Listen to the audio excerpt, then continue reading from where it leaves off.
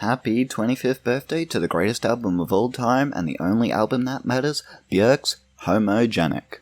Released September 22nd, 1997, Homogenic is Björk's third and best album, a bold departure from her previous eclecticism. Homogenic is a focused masterpiece, expertly combining organic instrumentation with the synthetic, creating a work that would define Björk's musical journey going forward. To celebrate this album's 25th birthday, I will be gushing about it incessantly because, by God, do I love this album. Firstly, some context to this album, as there is a bit of backstory to why it is the way it is. Content warning for suicide. On September 12, 1996, angered by Björk's relationship with musician Goldie as well as a sense of betrayal, obsessive fan Ricardo Lopez sent a letter bomb rigged with sulfuric acid to Björk's residence in London. The letter was thankfully intercepted by the police. The man committed suicide the same day, recording it to Björk's cover of I Remember You, with his body discovered 4 days later. In the aftermath of the event, Björk released a statement expressing her distress, sending a card and flowers to the family of Ricardo, as well as hiring security for her son. A year after the event, Björk revealed the extent to which this event had affected her in an interview, stating that it had deeply scared her, the idea that she could be hurt, and especially that her son could be hurt, the incident leaving her unable to sleep for a week. It is from these feelings that emerged the beginning of Homogenic as she began to write new songs as a form of therapy, one of these being So Broken, a song she sang to herself in the kitchen, imagining herself as the protagonist of a soap opera. The early sessions creating Homogenic were halted due to the media attention Björk had received as a result of the suicide. In order to maintain privacy and to get away from the media attention, Björk moved to a studio in Malaga that was offered by her tour drummer Trevor Moray. Whilst the stay was meant to be brief, Björk ended up recording the rest of Homogenic there, with a brief Christmas trip to Iceland which resulted in the writing of Yoga. The influence of the tragic event is clear throughout the album, shaping the recording process, and it is apparent in the sound and lyricism itself, clearly giving the impression of, in her own words, a person who is put into an impossible situation under a lot of pressure. It is the album of a woman who has been pushed to the edge and showing strength and resilience in the face of it. One thing I would like to say before getting into the album itself is that suffering does not equal good art, and good art does not necessarily come from suffering. Suffering will not make art good. Björk should not have had to suffer, full stop.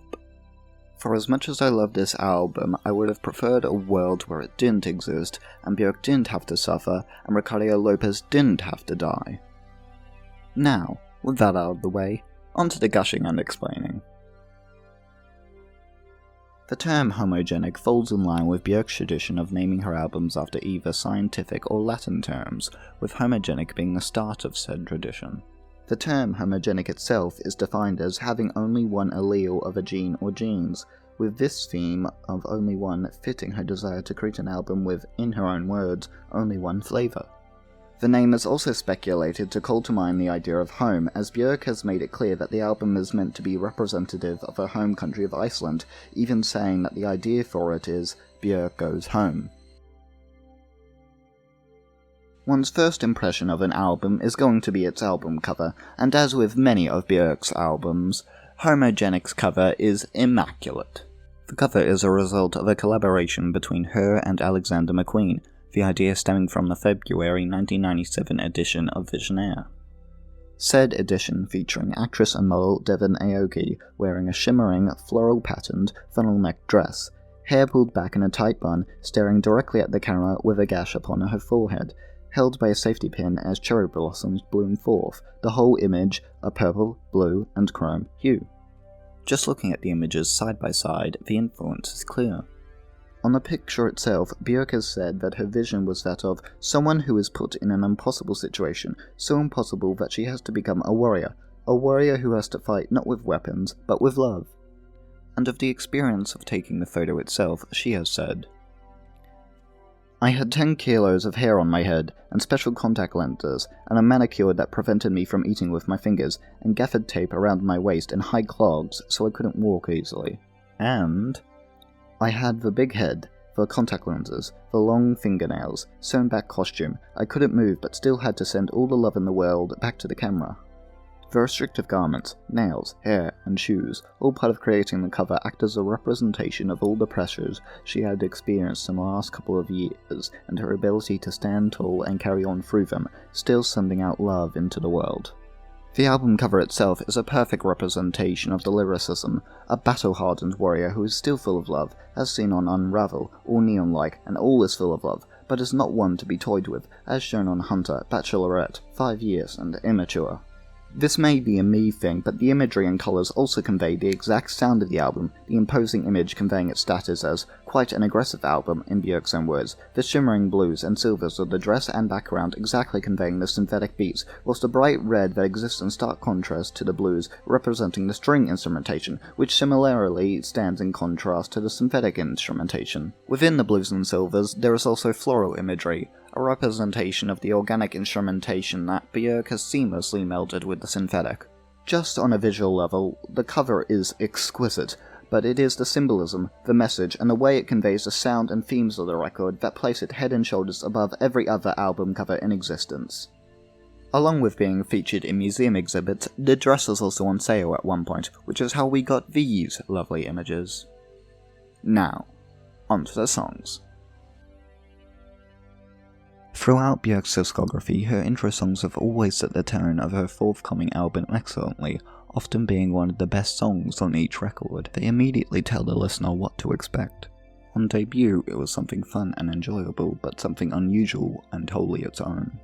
On post, it was something completely and utterly out of left field, telling the listener to expect the unexpected.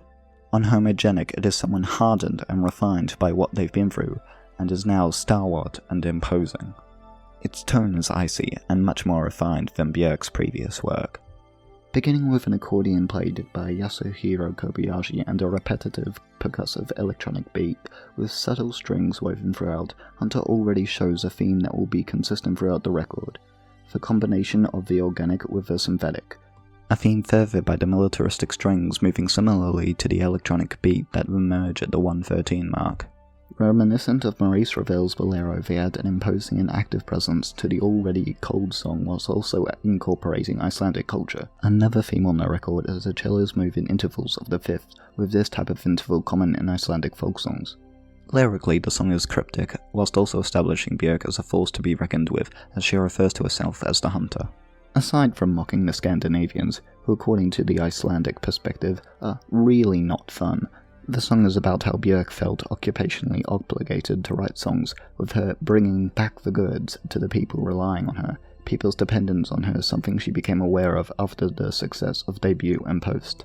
With this, she also acknowledges her individualistic nature, leaving it all behind, and going hunting, as she has to isolate herself to write the songs others depend on. While including a reference to something Björk's grandmother had told her about two types of birds, those who stay in the nest, the other who is always hunting, it's clear what role she has chosen.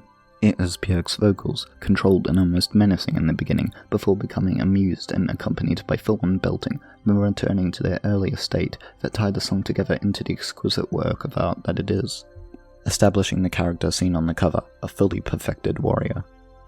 Hunter is easily one of Björk's best songs. The militaristic and dramatic strings, the repetitive beat, and her vocals as it fades out have stuck with me since I first heard it. One can easily see why this is a song that truly got me into Björk. Now, my favourite song, and the song I consider to be the greatest of all time, Yoga. Dedicated and named after Björk's best friend, Johanna Yoga Johansdotter, Yoga begins with sweeping and grandiose strings, frankly some of the best I've ever heard, that truly feel like the musical embodiment of a life-changing adventure. Björk's voice emerges shortly after, singing with all the emotion she can muster as she declares her love for her friend and the effect she has on her. Shortly after, the beats begin, low at first, and like a volcano readying to erupt, they build and build before erupting at various points throughout the song. As Björk herself described, these beats are the heartbeat of the song. Them on top of the strings is what makes this song a truly transcendental experience. The instrumentation, especially the electronics, feel like a sonic representation of her home, a part of Björk's desire for a conceptual focus on her homeland. With the strings feeling like the atmosphere, the wind, the plants, and the electronic beats feeling like earthquakes, waves, or volcanic eruptions. The combination of strings and electronic beats and the use of said instrumentation to represent the landscape calls to mind the contradiction of Iceland. A land governed by such active nature, but also incredibly high-tech. A contradiction Björk herself laid out in her desire to create Icelandic techno and asking herself what that would sound like. In Iceland, everything revolves around nature, 24 hours a day. Earthquakes, snowstorms, rain, ice, volcanic eruptions, geysers. Very elementary and uncontrollable. But on the other hand, Iceland is incredibly modern. Everything is high-tech. The number of people owning a computer is as high as nowhere else in the world. As the song comes to a close, Björk truly transcends as the strings grow more and more prominent, Björk backing herself as she fades away, as if becoming one with the atmosphere. Lyrically, the song is one of her most evocative, describing feelings as emotional landscapes and her desire for a state of emergency, celebrating her friend for the effect she has on her and the idea of experiencing emotions to their absolute limit. Considering its especially evocative nature, it is no surprise that a poet was involved in its writing.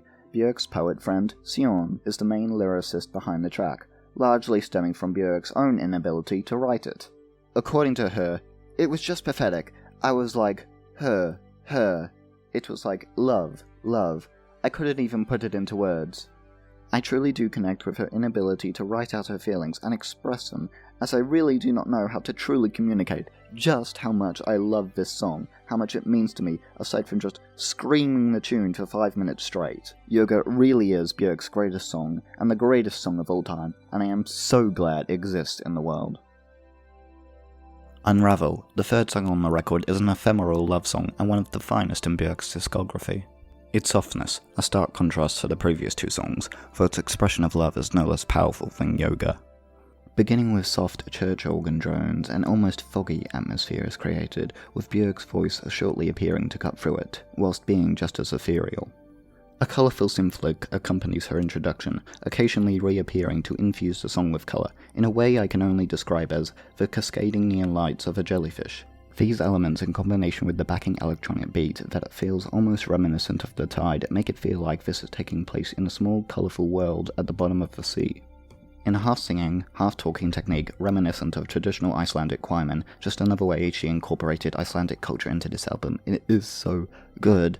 Björk describes a love that falls apart when lovers are apart, describing it incredibly evocatively as the devil collecting an unravelling ball of yarn, the desire, the need to make new love once they reunite. The desperation to do so is so incredibly apparent, with Björk borderline belting her heart out. A surreal and beautiful picture is created as she is her own backing vocalist, and despite this, it is still a soft song. A fun fact, this is the favourite song of Radiohead singer Tom York, with him saying, "I'm trying to get Radiohead to do a cover because I think it's one of the most beautiful songs I've ever heard." If you don't know who Radiohead is, don't worry, it's just some mediocre alt-rock band that the critics love for some reason. And as the singing stops and it just becomes the beat and the pipe organ, rising strings emerge, leading in directly to the next song, Bachelorette. A sweeping epic, telling a tale of troubled love, Bachelorette is another instance of the hardened warrior persona Björk has adopted and displayed on this record, and the first instance of it being applied to the battlefield that is love.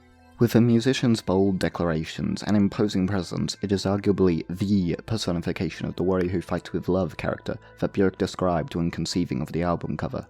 It is the third song in the saga of Isabel, the first being Human Behavior on debut, and the second being Isabel on post. The former is an analysis of humans from Isabel's outside view, the latter being a portrait of Isabel herself and her tenuous interaction with the city that has grown nearby. On Bachelorette, Isabel returns to the city to confront those she loves with love, to confront love with love, and confront the cowards that don't have the guts to fall in love with love. A warrior who fights with love indeed. Epic in sound and lyricism, deliberately on Björk's part, the song is another collaboration between her and Sion. Every line is a work of art, from "I'm a fountain of blood in the shape of a girl," to "Love's a two-way dream," to "I'm a whisper in water, secret for you to hear." It is just pure artistry, and is still a standout in Björk's decade-spanning discography. Continuing a pattern on this record, Björk is borderline belting her heart out, singing with more emotion on this one song than many musicians have in their entire career.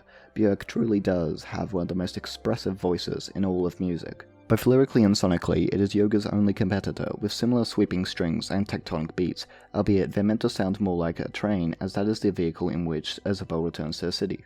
Though, this time, rather than just being strings and beats, it is accompanied by timbales, timpanis, alp horns, and an accordion solo at the end, which I thoroughly enjoy, as it is an underappreciated instrument that deserves more love, as well as adding a layer of almost mystery to this already surreal and fantastical track. Also, can I just say, the track cover for the single is absolutely gorgeous, like, legitimately one of the greatest of all time. Now, for what is probably the most lyrically unusual song of Björk's career, which is saying something. At nearly 6 minutes, All Neon Like is the longest song on the record. It was originally released under the title of Techno Prayer in the July 1996 edition of Details magazine, a fitting title as it is pretty much the only song of Björk's to contain any sort of religious imagery. With lines like, "Not till you halo all over me," and "The soft distortion feels you," it is certainly an odd listen, but also one of the kindest on the record, with Björk singing of her efforts to soothe, to comfort, and to heal someone, telling them not to be angry with themselves, and assuring them that she'll make sure they'll be able to sleep fetus-style, then rather interestingly introducing a piece of rather violent imagery, using a razor blade to cut a slit into the subject of the song in order to heal them. This violent force used to heal is fitting with the theme of a warrior who fights with love. There is power, but it is in the name of healing someone, as well as being a possible reference to the idea that at least some suffering or struggle is necessary to grow. Sonically, it is one of the softer songs, befitting the comforting nature of the lyrics, beginning with a rising drone before a glass harmonica appears, which isn't a sound you hear very often. The synth-like sound of the instrument just another show of the organic merging with the synthetic, then it is accompanied by spiraling synths and crunchy, squelching beats. These elements all coming together to create a pulsating soundscape that almost feels like a living creature. As always, Björk's vocals are amazing, her distinctive style of singing tying the song together and adding to its almost alien qualities. Now, for what is arguably the greatest screw you in music, 5 years. Beginning with blaring synths, which are honestly kind of reminiscent of early video game music that lasts until about the halfway mark, with a far bouncier version of the distorted drum beats that have been present throughout so much of the record, appearing very shortly after the synths begin. After about the halfway mark, the dramatic strings emerge, as beautiful as always, in arguably the most frantic and violent form, almost warring with the electronic beat. This to me is part of a theme I haven't really seen anyone else pick up on. Björk herself has said she is incredibly deliberate in her ordering of an album's tracklist. This is evident the most on Homogenic, where the ordering of the tracks creates a thematic message. A theme of the record was for the organic and the synthetic to work together in harmony, with the first 5 tracks doing so perfectly. Then, in the 6th track, they are almost at war, with the synthetic evidently winning out, as a sense of the last sound heard on the song.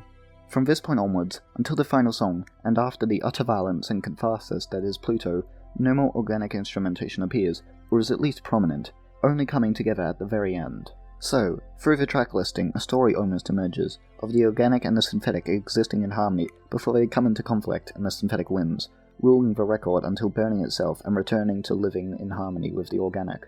And you know, considering the world we live in, and the effects of industrialization, and the effect it has had on the environment, maybe we can learn a thing or two from this record. Well, that's just my interpretation.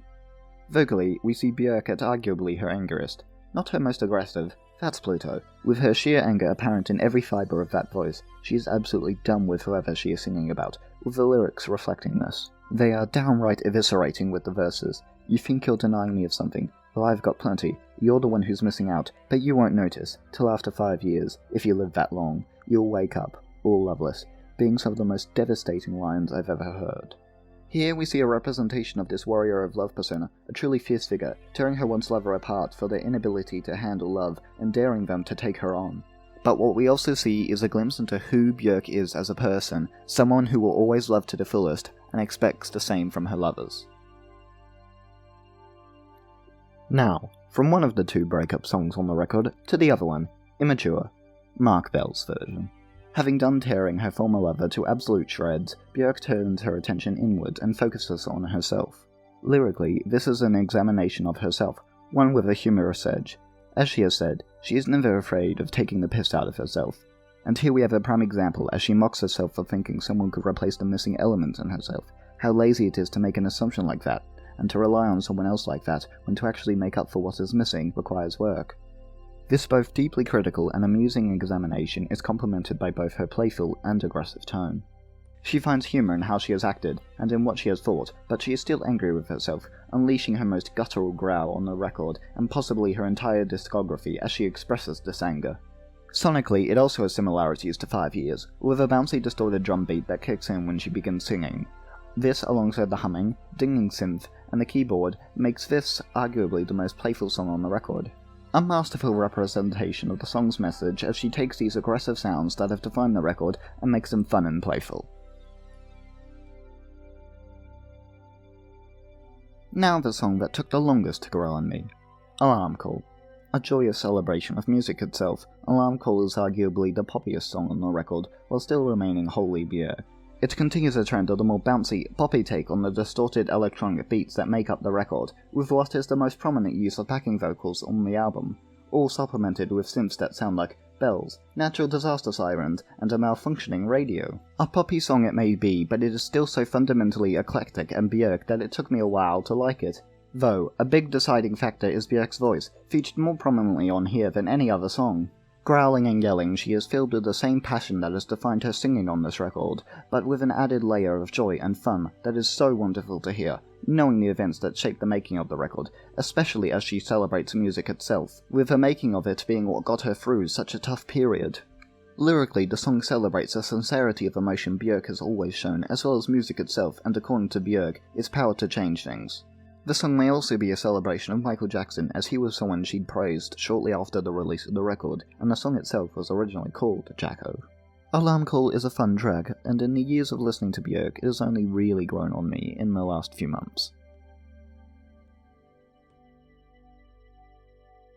And now the track I have definitely listened to the most, according to Spotify, the penultimate track, Pluto.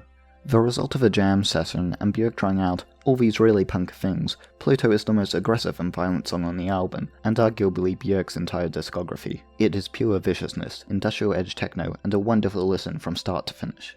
The title of the track comes from Björk's star sign, Scorpio, of which Pluto is the sign ruler. As it is sometimes called the Great Vanilla, it is the planet of destruction and death, and the subsequent rebirth and transformation that comes from it, fitting in well with the lyrics that describe the destruction of the body and the rebirth coming the next day. As Björk put it, you want to cut the crap, throw all the garbage away, no extra baggage, it's death and birth. Lyrically, vocally, sonically, and placement-wise in the album, the song is utter catharsis, screaming, growling, and yelling. Björk is letting out absolutely all of the pressure she has been put under, with an absolutely pounding beat, and synths at a breakneck pace, the distortion ramped up to the extreme. This song is 100 punches to the face, in the best possible way, and I can never get enough of it. And now for the calm after the storm, the new beginning after the destruction that was Pluto, and the soft escape from the aggression that was the rest of the album. The final track, All Is Full of Love. The final song to be written and recorded, with the album version, Howie B's version, being added instead of Björk's at the last minute. The song itself is inspired by spring and the jubilation of a rough winter finally being over. Lyrically and sonically, it's her softest and most comforting song. It is the assurance of love, with Björk's own words on its lyrics being, "You're being too stubborn. Don't be so silly. There is love everywhere." The feeling, the emotion of the song was like completely melting and loving everything, and feeling like everything loved you, after a long time of not having that. The song, in essence, is actually about believing in love. Love isn't just about two persons, it's everywhere around you. Even if you're not getting love from person A, it doesn't mean there's not love there. The song is the freedom from the pressure she'd been put under, the softness after all the previous aggression and violence, with this exact theme being yet another reference to her homeland of Iceland, specifically Ragnarok. That being the saga where the gods get aggressive and the world explodes and everything dies and then the sun comes up and everything starts all over again. Sound-wise, the album version really stands out, feeling almost out of place, which is what makes it work. The louder, more beat-driven, and arguably better song all-around single version may fit better on the record, but would not work as well as a closing track. As a release from the pressure and aggression, The Light After Ragnarok, it is completely free of those heavy electronic drum beats that define the record. Instead, it is an ambient soundscape that perfectly merges the lush organic instrumentation and is synthetic after the former was overtaken by the electronics at the end of 5 years. This combo of soft electronics, lush yet never dramatic instrumentation, and heavily reverbed vocals creates an utterly heavenly atmosphere, a space where love is overwhelming and Björk's assurances are true. An utterly angelic closer to the greatest album of all time. Homogenic is an absolutely incredible album, with every single track deserving to be listened to, but there are far more tracks from this era that deserve to be listened to as well, whether they be B-sides, remixes, or alternative versions. These are the tracks that deserve some love. All Is Full of Love video mix. How could I not? The preferred version by both fans and Björk herself, the video mix is an absolutely amazing track, easily one of Björk's top 10, with far lusher production, better vocals, and a consistent mid-tempo beat similar to the one featured on the rest of the album. It should be the first track you listen to when you're done listening to Homogenic. Sod Off. A song in a similar Screw You vein to 5 Years, Sod Off is a wonderful B-side where Björk tears someone to shreds for their behaviour that she is finally done with. Her passionate vocals are near screeching, accompanied by some of her best strings. Honestly, of all the B-sides, it is the one that would fit best on the record, which is a testament to its quality. Immature, Björk's version. Honestly, the inferior version. The song borders on completely a cappella with only a piano accompanying her voice after the halfway mark. This should be viewed less as an enjoyable listen, and more as a peek into the musical process behind Homogenic, and what the vocals of the track sound like without the electronic accompaniment. So Broken. A song conceived to deal with the stress of all the media attention she'd received after her stalker's suicide, and one she'd apparently sing to herself in the kitchen. So Broken imagines Björk as the protagonist of a Spanish soap opera. Accompanied by an acoustic guitar, a rarity in her career, Björk is absolutely wailing, screaming, and growling her heart out as she sings of heartbreak and a doomed relationship. It may be a bit of a slow listen at first, but it is certainly worthy of being listened to. My Snare / Nature's Ancient. A peppy track with distorted vocals, as Björk describes nature and its continuously surprising existence, and the excitement that brings her. Scary, a harpsichord or clavichord heavy track, I'm honestly not sure either way, but regardless, a very fun track with some bright synths and fun lyrics describing the troubles of a relationship where the two people in it are fundamentally opposites. Scary is one of Björk's most light-hearted songs, and never fails to put a smile on my face. And now for a rapid fire of all the remixes in alphabetical order. Alarm Call, Björk mix. Alarm Call, French dub, which isn't even in French. Alarm Call, Gangster. Alarm Call, Locked. Alarm Call, Funk You. Alarm Call, Partage de Jour. I don't care if I got that one wrong, I don't respect the French language. All Is Full of Love, Guy Sigsworth mix. All Is Full of Love, Played mix. Bachelorette, Alec Empire, Hypermodern Jazz remix. Bachelorette, Alec Empire, The Ice Princess and the Killer Whale remix. Bachelorette, Groove Rider, Jeep remix. Bachelorette, Howie, Spread mix. This is one of the best Björk remixes, you really should listen to this. Bachelorette, Mark Bell, Optimism remix. This one is also really good. Bachelorette, Mark Bell, Zip remix. Bachelorette, RZA remix. Hunter, Mood Swing remix. Hunter, Uzik remix. This is another one of her best and one of my favorites. Yoga, Alec Empire mix. Yoga, Alec Empire Hardcore mix 1. Yoga, Alec Empire Hardcore mix 2. These three are all very similar and very good. Yoga, Buzzwater mix. Yoga, Howie B main mix. Yoga, String and Vocal mix. And that's all the remixes I'd recommend. There are a few more, but they're not very good in my opinion. And now lastly, one can never talk about Björk without mentioning her music videos, as they are an art form unto themselves, with some of the most creative, striking, and beautifully executed music videos in history, with Homogenic containing some of my personal favourites. Now, in order of release we have Yoga. Directed by Michael Gondry and filmed in Iceland, the music video depicts both filmed and CGI landscapes, with Björk appearing briefly at the start. What is mostly close-ups and aerial shots of landscapes is soon accompanied by shots of CGI landscapes moving and breaking apart to the electronic beats of the song. I wasn't being hyperbolic when I said this song was a sonic representation of Iceland. The video comes to an end by moving from an aerial shot to a close-up of a CGI Björk before entering her opened-up chest and travelling through the tunnel within to be presented with a shot of the entire island. A wonderful video that captures both the song and the record's sonic representation of Iceland. Its only hindrance is that it was a CGI and 3D animation heavy video made in the 90s, meaning it can look kinda awful, as 3D animation really wasn't good at depicting things like nature, instead being more suited to capturing synthetic things, a strength another music video would capitalize on to an excellent degree. Next up, Bachelorette. Also directed by Michael Gondry, this surreal music video centers on a rather dramatic version of the Drost effect, where an image recursively appears within itself, potentially ad infinitum. The video begins in black and white, a likely reference to the Isabel music video, and how this song is a continuation of that. Björk narrates what is occurring, describing how she discovered a book that was at first blank, but then began describing what was happening in the real world, the song beginning just as the narration ends. Björk, as a titular bachelorette, travels via train to the city, taking the book to Clark Publishing, getting it published, whereupon it becomes a huge success, and she falls in love with the publisher. The book is then eventually adapted into a play, with the play then catching up to the current reality where it is adapted into a play, resulting in a smaller version of the play and its audience being shown on stage. As this happens, troubles emerge in the relationship with the publisher, resulting in them breaking up and subsequently the words disappearing from the book. The play catches up to itself yet again, and Björk appears on an even smaller stage, just as plants begin to consume the theatre, her ex-lover first to be turned into one. The words quickly disappear from every copy, and people begin throwing them away as the stage and audience are fully consumed by plants. Threatened to be consumed by the plant herself, Björk gives the book back to nature where it is consumed and she is freed. The camera then zooms away, fading to black as Björk is alone with nature. As a continuation of the story of Isabel, the video captures said tale as laid out in the song, whilst also telling its own unique tale, separate from the fantastical lyrics of the song. The video is described by Michael Gondry as, this character is leaving the forest and she decides to go to the city to have a normal life. She tries her best and it doesn't work out and she comes back to the forest and is happier there. The music video is honestly a masterpiece, telling a wonderful story, with the lighting and set design being some of my favourite in Björk's videography. The book story is actually available to read on the archived version of Björk's website, though, admittedly, I can't see why it became such a raging success. The tale was probably enchanted. Now, onto Hunter. This is probably my favourite Björk music video, with this video being what truly got me into Björk. It is an utter masterpiece, so I love that there is so much information on its making.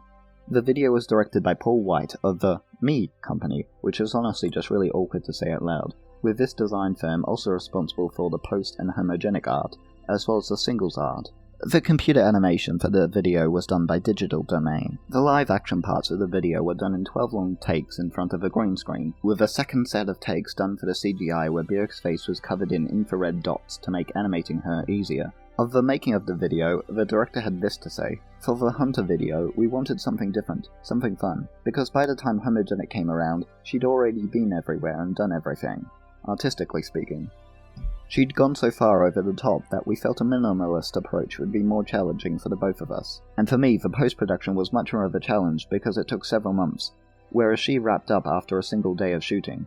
The CGI itself was designed to not be photorealistic in order to fit in with the theme of the combination of the organic and the synthetic, so both are fully and visibly presented rather than being merged. The tracking and keyframe animation was done using the Autodesk software suite, which includes Autodesk Maya, a software I have used. The experience of doing so can be best described as torturous. The CGI was rendered using Pixar's RenderMan, with the post-production costs alone raising the price to £250,000 in 1998, which is about £454,000 in today's money. The music video itself is utterly mesmerizing, Björk appearing out of the ether, completely bold, her expression completely confident throughout as she eyes the camera. The CGI, which is meant to look like this futuristic chrome bear, covers her to various extents when the instrumentation picks up, almost completely consuming her twice, and succeeding in doing so twice. In this video, her expression moves like water, her face capturing the boundless emotion of her voice as she has become the figure of strength seen on the album cover. An enchanting video, and one of the best I've ever seen.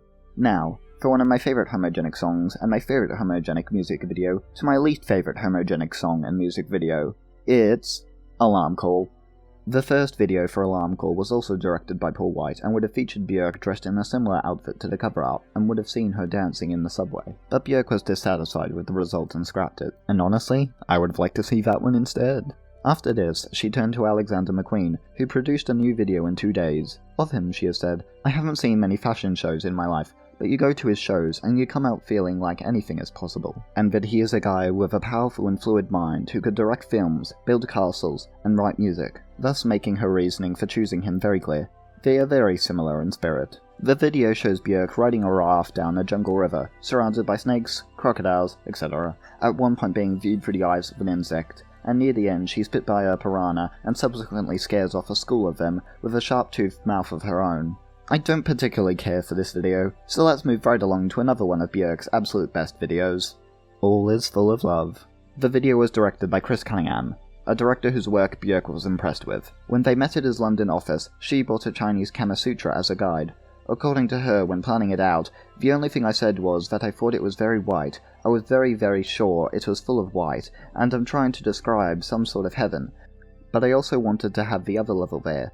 There would be lust. It wouldn't be just clean. Chris Cunningham similarly associated the song with sex, writing down the words milk, sexual, surgery, and white porcelain upon first hearing the song. Describing it as Kama Sutra for industrial robots, the surreal imagery they sought to use meant they could be as sexual as they liked, while still being broadcastable, which was apparently a concern. The initial idea was for the robots to unfold like a flower as they mated, but apparently that was unmanageable, so they scrapped it, which I am kinda disappointed by. I really would have liked to see that. The video is not in fact exclusively CGI as I once thought, with the set, the robots, and 2 of the 4 mechanical arms being real. The robots were full-sized and placed within a physical set, though Cunningham was dissatisfied with the set and relied heavily on post-production. Björk herself was part of the filming, with her face painted white while the crew did their best to make sure her face matched up with the robots as much as possible, though only her eyes and mouth were actually used. According to the director, the whole thing was a thoroughly unpleasant experience, though Björk leaving him to his own devices and having faith in him made it easier. And that faith paid off, cause this is an absolutely wonderful video. Beginning with darkness, the camera pans up over wires leading into a large, cold and clean room with 1 humanoid robot, with Björk's face on it, alongside 2 robot arms working on it, with apparently blatant sexual imagery, which my asexual ass did not notice. As the arms finish, the robot is greeted by another identical robot, with the 2 soon embracing and kissing as the robot hands continue to work on them, the screen eventually panning back down. The video is both strange and beautiful, somehow perfectly capturing the feel of this song, as well as the theme of the record as a whole, as these robots experience human emotion and intimacy. Now, the final video, and the only one for a song that was not a single, Unravel. Made by Lynn Fox to promote Björk's Greatest Hits tour, the video is another one of my favourites, featuring Björk in a pitch-black environment, focusing on the threads coming out of a furry creature on her back and the strange creature it creates, with Björk huddled up on the ground, wearing an utterly gorgeous dress, her hair done up beautifully, what I wouldn't give to get a full view of that look. The video just captures the comforting and soft atmosphere of the song so perfectly. Sure, it may not be this feat of cinematography or CGI, but its ability to capture the wonderful atmosphere of the song is just why I love it so much. So, that was Homogenic. Again, happy 25th birthday to it, and thank you to Björk and everyone who worked alongside her to make my favourite album, and the greatest album of all time. This was a long and exhausting process to make, and if you enjoyed it, you can like, subscribe, whatever. My links to all my other socials are down below if you want to follow. And in the comments below, you can tell me what's your favourite Björk song, album, live performance, music video, or if you're as excited for Foray as I am. And before I go, let's have a look at the finished piece.